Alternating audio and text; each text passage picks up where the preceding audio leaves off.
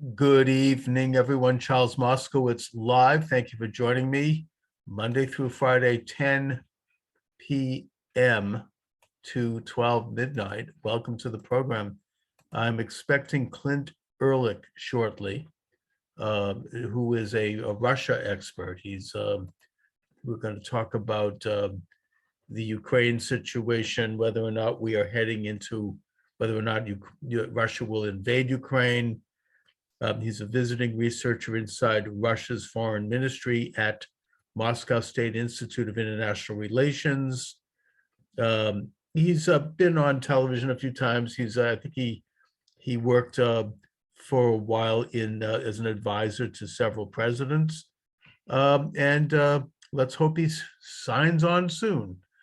Meanwhile, I want to, first of all, I really enjoyed being interviewed by Tom Jump, who is one of the internet's predominant atheists, a nice guy, even though I don't agree with him. And we discussed a cross-section of issues in terms of whether or not there is a God. And we also got into a bit about creationism versus the theory of evolution. And I think that Tom is going to join me next week. I sent him a note. He said he's interested because I just want to talk a little bit about how he developed his philosophy, his materialist, naturalist philosophy of life. He's very bright and he's very articulate, and it's a great dialogue having him on. I also have next Monday.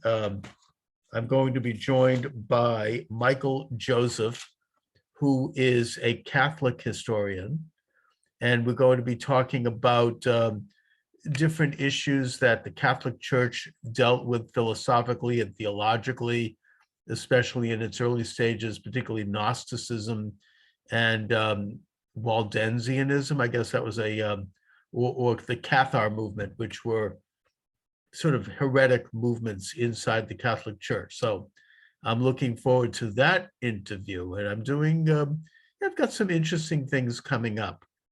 While I wait for Clint to sign on, and if he doesn't make it, then I'm going to reschedule. And I mean, that's how this thing goes, you know.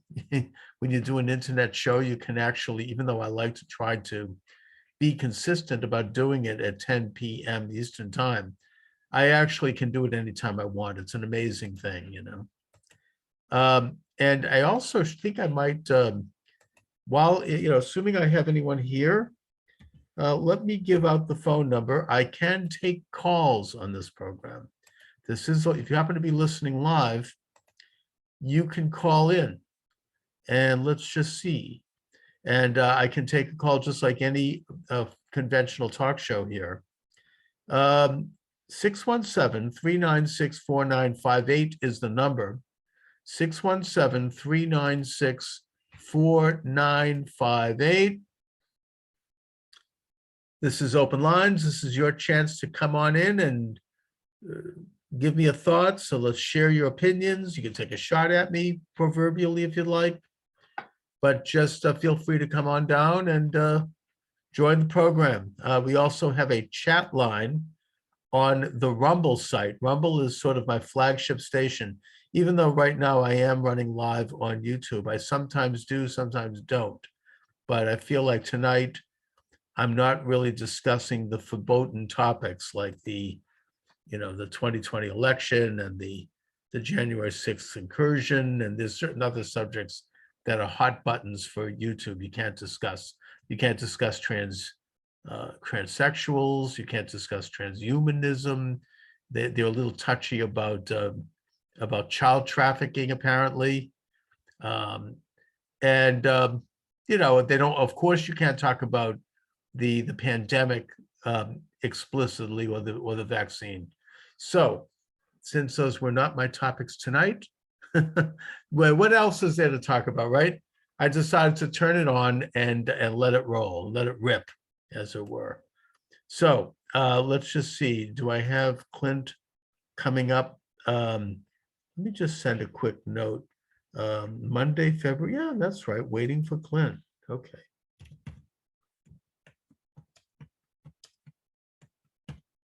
Waiting for Clint. Want them to know this. Let me just see. Yes. Okay. Anyway, while I'm here fumfering away, you are welcome to join the program if you happen to be listening live. 617-396-4958. I am disturbed by what I see going on with Joe Rogan, that he's having to bow and scrape and kowtow to this elitist establishment. And unfortunately, he seems to have caved in to their demands. And the result has been that they have removed 100 of his podcasts from Spotify. He has a counter offer apparently from Rumble, which is the flagship of my own show, great station. They're offering him $100 million to pay off his contract with Spotify and to pay him, and with the promises that there will be no censorship. And we'll see what happens. I actually hope that he maybe takes advantage of that, because we have to stand up to censorship. And Joe Rogan has become just a giant in the industry right now. His program has actually become a cultural phenomena. And if he don't do it, who will, to be blunt. He has gotten into, they're going through his enemies. And I think that is what I would suggest, the deep state, what President Trump called the deep state, what Steve Bannon, I think, more broadly called the administrative state. And to give a quick thumbnail on what that is, I mean, actually, I'm writing about this in my new book, which will be coming out hopefully in a few months. I'm doing a sequel to my sociology book, Sociology for Conservatives, where I talk about the administrative state and how it's influenced our society. What it is in a nutshell is an informal and unholy coalition between elements of the government and the public sector and the private sector, particularly big tech in this case, and big corporations and other friends. And with in a sense, the philosophical undergirding being foundations and nonprofits and non-governmental organizations.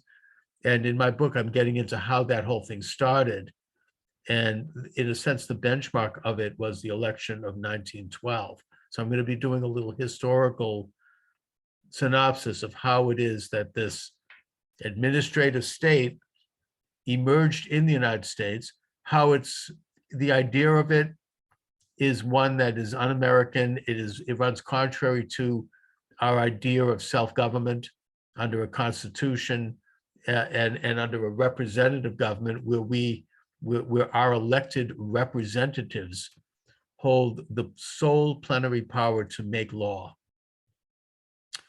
And then if we don't like those laws, we have them removed by not electing them again. And also that they operate within the purview of a constitution. That has gradually slipped away, I would argue, and has been replaced by the administrative state, which now is really showing its fangs in terms of the censorship. If you don't play ball with the administrative state, you are going to be denounced as a racist, a sexist, a homophobe, although they seem to have replaced that now with a transphobe, and an anti-Semite. And it doesn't matter what you do, they'll find something on you to try to prove this. And if they can't find it, they'll make it up. And that's what Joe Rogan is now undergoing, because Joe Rogan he's got a huge following. I mean, I think he's got something like upwards of 10 million people following his podcast. And that's something that is beyond the control of this administrative state. Now, I'm not saying that they come in formally and control anything, but it's sort of an informal, what Whittaker Chambers in his seminal biography, Witness, referred to as a conspiracy of gentlemen. They think alike, they're powerful, they believe that they're on the right side, and they want to control as much of our life and as much of our destiny as they possibly can. And the basic of that, of course, is controlling the means of communication, as Karl Marx said in the Communist Manifesto, and not to do so officially, but to do so informally. And the way they do it is by using the very weapons that I just outlined, those names, those which can destroy a person, by having them denounced. And now they're pretty open about having people literally removed. Joe Rogan apparently used the N-word in a couple of past podcasts. So you have these nerds going through the podcast with a fine-tooth comb. They're looking in a microscope, and they found this. He did so pretty much under the context that he was reading an article by someone else, or he was quoting someone else. Maybe he was quoting Mark Twain in Huckleberry Finn. I don't know. But either way, I mean, look, I don't condone his use of that word. But I think that everyone knows that even though he might have made an insulting comment and an offensive comment, he's got nothing against Black men and women. This is ridiculous. He's a former athlete. I think he was a wrestler. He was, a former sports announcer. I think he got his start in sports, where he would interview athletes, many of whom are Black, and they were his friends. I mean, it's ridiculous to suggest that he's got something against Black people if he used that word.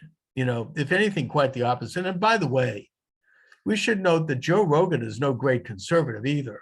He's liberal. I mean, he's a supporter of Bernie Sanders. He's, so-called progressive. So this isn't even about that. It's his power that they're worried about. This whole issue is no longer even a left-right thing. It's this consolidation of power. And the very basic of that, or one of the basics, is to control what people hear and see and what they don't to the highest degree possible. That's why they censored President Trump. When he tweeted that he would not be attending the Biden inauguration, Twitter used that as an excuse to censor him, to have him removed, so he could not reach his upwards of 10 million followers. They probably had planned to do that for a long time, but that's what they did. And at the same time, they took down Parler, which was competing with Twitter at the time, and which has been disabled ever since. And they probably pulled down hundreds, if not thousands, of other conservative thinkers and commentators. We find out that they were shadow banning people and algorithming people for years before that, including my own little show on YouTube. It's not an accident that my show did not grow. And I was told by numerous people that this was not an accident, that in fact, I regularly was contacted by people who told me that they had subscribed to my YouTube channel, and then their subscription just disappeared. They just stopped getting my YouTube, so they looked in and they discovered that it was gone. They had to resubscribe. And that wasn't just an occasional thing. I had that happen enough times to conclude that this was something that was more than a trend. I mean, this was a deliberate thing. So if they're going to do that to my little tiny station, I heard Breitbart, Alex Marlowe say on the Breitbart program that Breitbart lost about a quarter of their followers after the election of Donald Trump. And Breitbart is a significant news site. They've got journalists in Israel and in Great Britain. They've got offices, they've got a staff. I mean, that's a pretty big going concern. So, this is the kind of censorship that's going on. And now they're going after Joe Rogan. I hope that Joe Rogan tells them, forget it. He's keeping his shows, even with the N-word, because he obviously didn't mean he doesn't like black people. And everyone knows that, black and white. I mean, it's ridiculous. It's a lie. We have to stand up to this kind of tyranny. Again, I'm not endorsing, if they want to comb through my shows, and I have probably at least 500 or 600 shows, they're not going to find that I've ever used that word, okay? Because it's not my thing. I just don't do that. I think that he was doing it because he was, who knows why? He was trying to be hip or something, or he was, as I've heard, he was reading from some article. Either way, regardless, this is a horrendous violation of free speech. And if he doesn't stand up and take the heat, then we're going to be, we're going to really have a major loss. I will say that I'm optimistic in that I believe that the censorship has not worked. You have all these alternative stations. I only occasionally live stream on YouTube, but I mostly live stream on Rumble, which is my flagship station. And I also live stream simultaneously on about 10 other live stream sites. And I download the program to approximately 30 sites, or I download it to one site, and it goes out to about 30 sites. And, there's also Getter, which is going very well, and other conservative sites, BitChute, Gab, all of it. I'm on all of it, and I'm expanding. I collect these sites like some people collect stamps and coins. So, this makes me feel better, more optimistic that we are going to succeed in ensuring that we have free speech in this country. We are going to develop an alternative media that will be enduring, and it will be a positive and strong enough that we will not have what this deep state seems to dream about, which is public ownership, their ownership of all communication. It is not going to happen. So I just want to share those thoughts about Joe Rogan. I don't think that Clint will be coming on, so I'm going to contact him and see if I can reschedule. And since I don't see the phone lines lighting up here, I'm not going to stay on, but let me just give out the number one more time. 617-396-4958, 617-396-4958. And let me just see if I got a message here. No, he doesn't seem to. Wait a minute. Can I resend the link? Of course I can. Maybe he will come on. Sometimes these things can happen the way they should. All right, I have to, excuse me while I click away here and get the link together. And here it is. Let me send, and boom. Okay. Yeah, so I'm going to stay on because it looks like we may get Clint Ehrlich after all. Do noon or 3 p.m. CT on Monday. Would that work? Let's see, 3 p.m. I'll look at this later. Okay. Let's see. Yeah, so Tom Jump will be joining me next week, T-Jump, but it won't be at the usual time. And of course, doing an internet show, that means I can do that because I get to be on or not on anytime I want. It's one of the beauties of this thing. It's not, it's not like working at an old-fashioned radio station where when the train leaves, you have to be on it or you're in trouble. Anyway, so I'm getting into, while I wait for Clint, I am working on a sequel to my book, Sociology for Conservatives.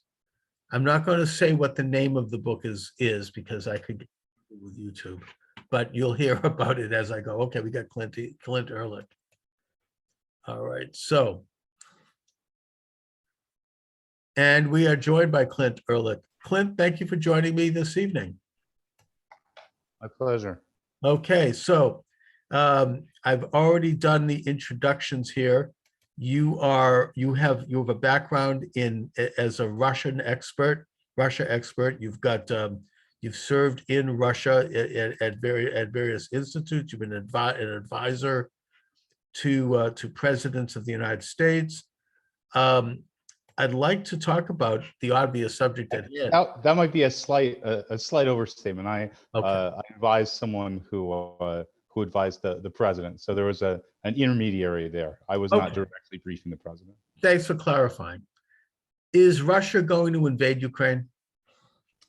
I think that has yet to be decided, and that the diplomatic avenues that are being pursued right now by France and Germany will largely dictate Russia's actions. But people who tell you that there's no chance that Russia is going to invade, that this is all a bluff, are absolutely wrong. That the steps that we're seeing the Russian Federation take right now involve movements to prepare to deter NATO, to defend their own territory in Kaliningrad, for example, in the event of an invasion of Ukraine. And so these are really serious steps. They aren't bluffs, and this is one of the most dangerous times in the modern era for international relations. It seems like it's the closest that Europe has moved since the Hitler-Stalin pact. You know, I mean, it really looks like that kind of a buildup. I've seen I've watched some European news sources and American, and you can see where Russia is building up on that border. And just as a strategic matter, I mean, it looks to me like if Russia wants to invade Ukraine, and I don't know why they would, but we could talk about that. But if they do, they're not going to have too much trouble going in there. I mean, I think they could, you know, you've got like 1,000-mile border, and it's like very porous and it's open, and they've got, you know, they're putting hardware on that border to an unprecedented degree. So just as a matter of strategy, do you think that that could happen? And if they do, what's going to happen? I mean, are they going to move in or what? I think it could absolutely happen. There's several factors that have to be taken into account when we look at a potential invasion scenario.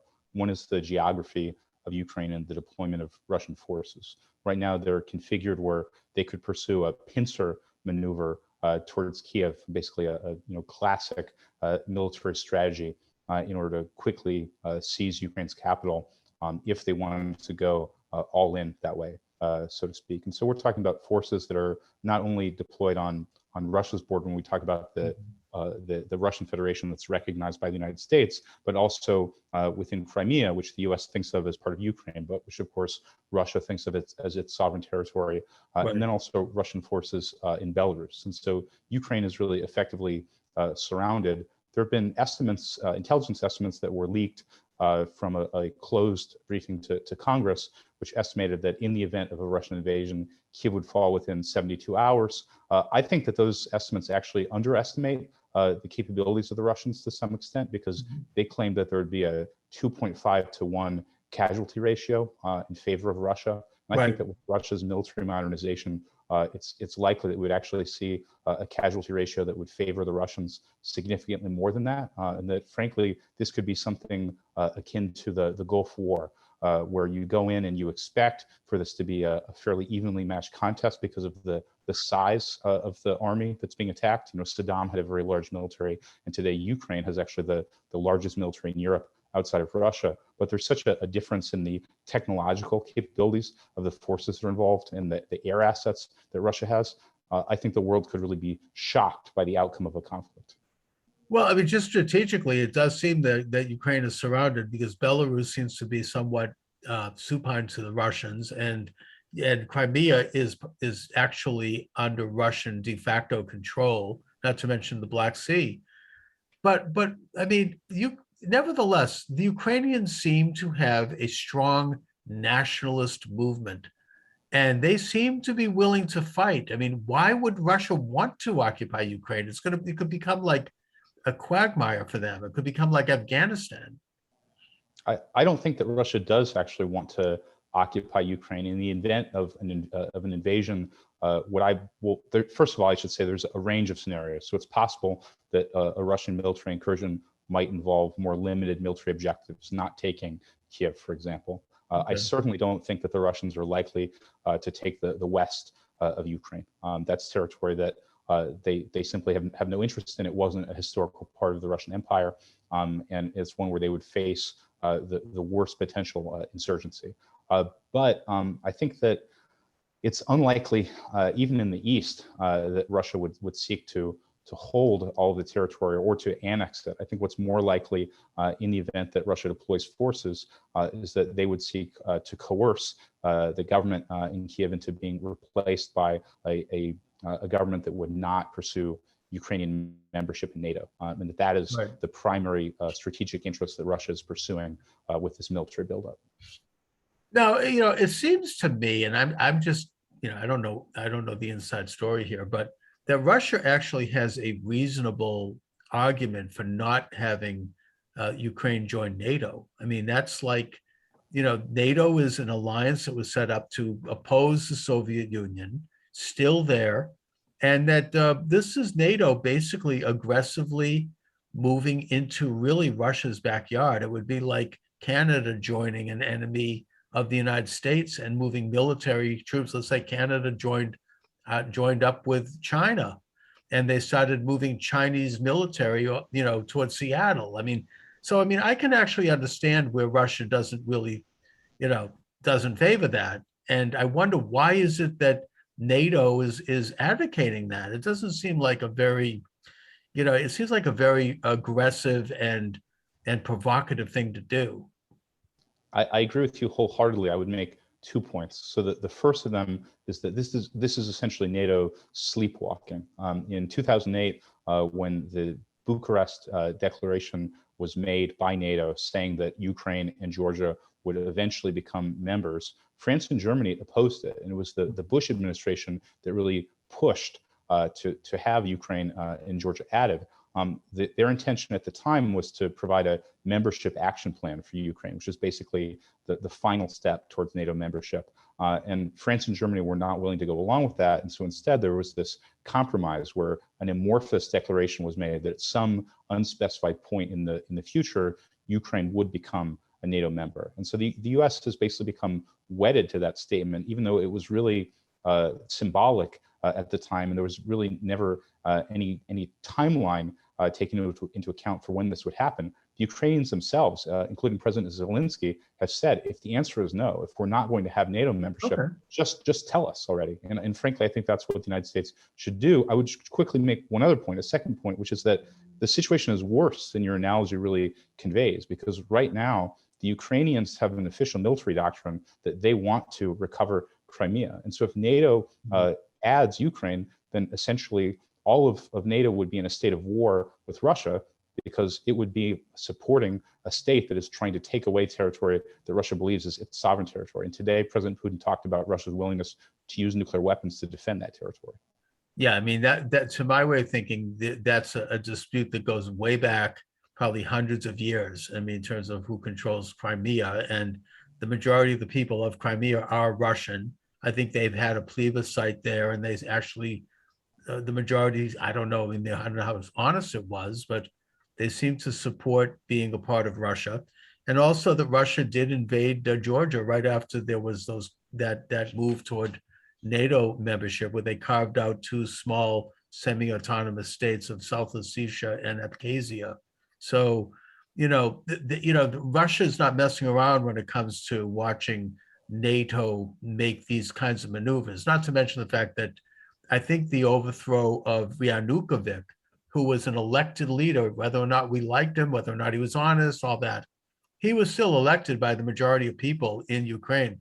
There was a coup d'etat in 2014 where he was removed from office but by people that I think it's safe to say were backed by NATO and were backed by the European Union, and that they wanted maybe a more Western policy in Ukraine, which of course led to a chain reaction in Russia with the occupation of Crimea and the movement toward the Donbass region on the eastern border.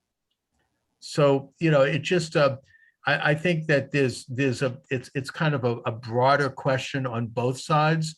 There's an attempt in this country to demonize Russia, which I don't think is working.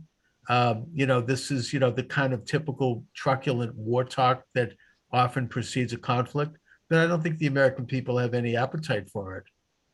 I don't think the American people do, and I think it's important to take into account Russia's perspective on both Georgia and Ukraine. So when you said that Russia invaded, I think that's a colorable characterization of what happened, but the Russians would take a different view. Their contention would be that the president of Georgia, Saakashvili, with the support of NATO, actually started shelling that breakaway republic, and that it was Russia that intervened with its peacekeepers in order to try to stabilize the situation. And it's Russia's contention that the purpose of their buildup today in Ukraine is to prevent a similar scenario.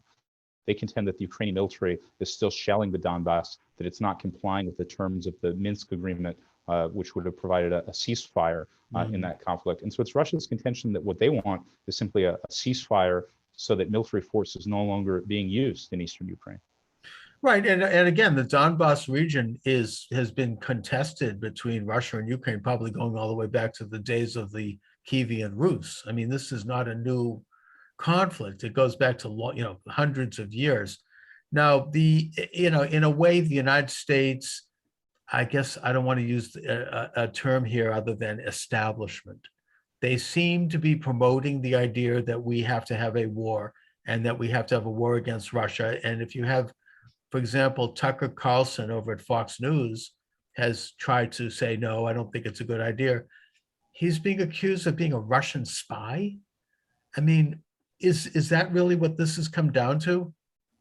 Tucker and I were both accused of being Russian spies after my segment on his show, and it really shows you the sort of McCarthyism that now exists. And it's interesting that it's coming from the left. These were the same people who not so long ago claimed that one of the worst chapters of American history was when screenwriters were blacklisted for supposedly being communist. But now they're doing the same thing, claiming that anyone who speaks out against neocon warmongering is a Russian agent. And it's really disturbing to see that kind of rhetoric inside the United States. Well, I guess we saw 3 years of that when they basically claimed essentially that President Donald Trump was spying for Russia. I mean, that was a classic example of this sort of thing. And it just, I suppose it's an expression of how much power they actually have, which I don't think is as much as they may think, because a good percentage, and I want to be careful here because we're on YouTube, of the American people, and about 60% of those polled in Republican Party, believe that the election was not, let's just say, on the up and up. And I think with those kinds of numbers, this administration doesn't have that kind of legitimacy where they can go to a war, not to mention go to a war against Russia, which is insane. I mean, so anyway, what do you think? I think that it's important to take into account the international perception of our election. Putting aside the question of what really happened inside the United States, universal mail-in balloting is viewed, at least in Russia, as essentially not a legitimate form of election. The Russians require photographic ID in order to vote, and they don't believe that we have free and fair elections. They believe that our elections are rigged. And so whether that's true or not, it's important to understand that the idea of America as a shining beacon on a hill, a city on a hill that would inspire the rest of the world with its example of democracy, has really been eroded. That's no longer the perception. And even the Russian people no longer believe that America is a democratic country. So putting aside again, whether the election was rigged or not, there is certainly an international perception to that effect. Just for the YouTube censors, I'm not questioning who's president and vice president right now. That's not what we're doing here. You've simply noted, Clint, that the world is viewing this government in a certain way, which is not exactly from a position of strength. And for us to now rattle a saber at Russia, I mean, it just brings up questions. I mean, this is part of there's obviously maybe they think there's some immediate political gain by doing this because it'll take attention off of other things. The popularity of this administration is very low and there's an upcoming midterm election. Or maybe it's also part of this general establishment foreign policy that's been in place since World War I, which is, what described by historian Charles Austin Beard in the title of his book, Perpetual War for Perpetual Peace. It's another chance for the United States to engage in nation building and world, all sorts of senseless wars and carnage where not only Americans' lives are lost, but it just creates unnecessary dislocation elsewhere in the world. And one of the important things to understand, and one of the things that I feel obligated to speak out about as someone who speaks Russian, is the contrast that exists between Vladimir Putin as a leader and our president, Joe Biden. Vladimir Putin, whether he's a nice man or not, whether he's really democratically elected or not, is a very impressive person. When he speaks, his command of the facts, his charisma, his essentially just his control of what the Russians would call a power vertical is not in question at all. And today, at least inside Russia, and I think also in certain corners of the United States, there's really questions about the extent to which there is still a power vertical in America. Do we really have a commander in chief who is fully capable of assessing a situation and making the correct strategic choices? We've seen gaffes from President Biden when he talked about a minor incursion and then tried to walk back his statements that really show that he's not operating at the highest level as a statesman today. And without that, we're really behind the Russians. Right. And we're not even mentioning the debacle in Afghanistan, which was one of the stupidest defeats militarily in world history, if you look at it. Not that we shouldn't have gradually withdrawn from there, but the way it was done was appalling, and it was amateurish, to put it mildly. And I think that maybe Putin is looking at that. And by the way, Putin is, I think, even now, extremely popular in Russia. It's not, I mean, he's the polls show him very, very supported there. What about our allies in Poland and the Czech Republic and Slovakia and some of the emerging Eastern European countries? Are they concerned about what's going on, or what is their position? They're certainly concerned, and I understand their concern. My contention would be that we don't have an obligation to intervene in a non-NATO country just to reassure our NATO allies. And in all candor, I opposed NATO expansion. I don't think that it was a good idea to have added those states, but having done it, we can say, look, we're willing to defend you. I'm not saying that we necessarily need to roll back NATO and put US security guarantees into question, but it doesn't mean that we have to compromise our national interests and get involved in conflicts where we don't even have a security obligation to those countries. And that's sort of the narrative that's being pushed, that to reassure the allies that we have in NATO that we need to intervene in Ukraine. And I reject that argument wholesale. Well, I mean, isn't it though technically true that we are obligated to defend NATO members? We are obligated to defend NATO members, but Ukraine is not a NATO member. What about the Baltic states? Are they members of NATO? The Baltic states are members of NATO. Are they at risk right now? I mean, I think that it's reasonable for them to feel a heightened state of alertness, given the fact that there are conflicts that are now on the verge potentially of happening around them. But no, I don't believe that Russia has any intention of attacking any NATO members, nor do I think that Russia has any intention of attacking Sweden or Finland, which are non-NATO states as well. Which brings the question, I mean, with if God forbid this does happen and the United States goes to war, and it looks like we are sending troops there now, is Germany and France and Britain going to be involved, or are they going to stand out and let the United States, get a bloody nose? Britain is actually probably more hawkish than even the United States in this conflict. And so I would say that we have a sort of a divide within NATO where the UK and the United States are very much pushing an aggressive posture towards Russia, and France and Germany are the ones who are trying to put a break on the conflict. The real question, I don't think that we're going to get directly involved in a conventional war with Russia, but the leaks that we've seen from the Biden administration suggest that what they would be open to doing is setting up camps in the NATO states that border Ukraine. They would train forces there and then have them use NATO arms to attack Russians in cross-border raids. And I think it's a really dangerous idea because there's such an obvious potential for escalation, just like Cambodia was next to Vietnam, and there were cross-border raids that were being conducted there, and ultimately they culminated in the US bombing Cambodia. I think we could see the same thing with Russia bombing those camps if we go that far. Oh, it would be very bad news for Poland and probably the Baltic states to have that kind of old-fashioned border conflict. Now, today, President Biden met with Olaf Scholz, the new Prime Minister of Germany. What do you think transpired there?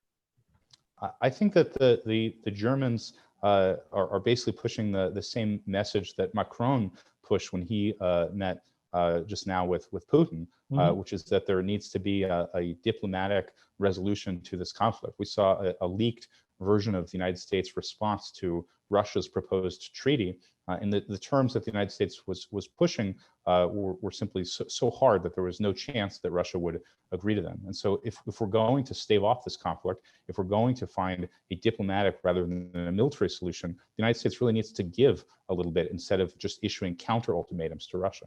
Okay, so Clint, in a nutshell, Russia is amassing troops on the border. Ukraine is surrounded. What's going to happen?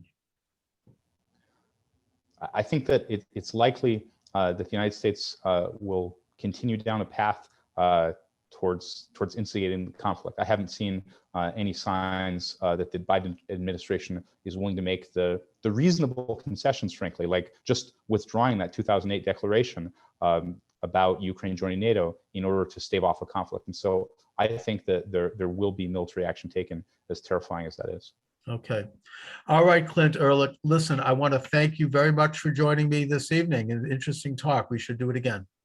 My pleasure. Thanks so much for having me. All right, take care. All right, everybody, good night. I shall return tomorrow at the usual time. Goodbye, everybody. Good night.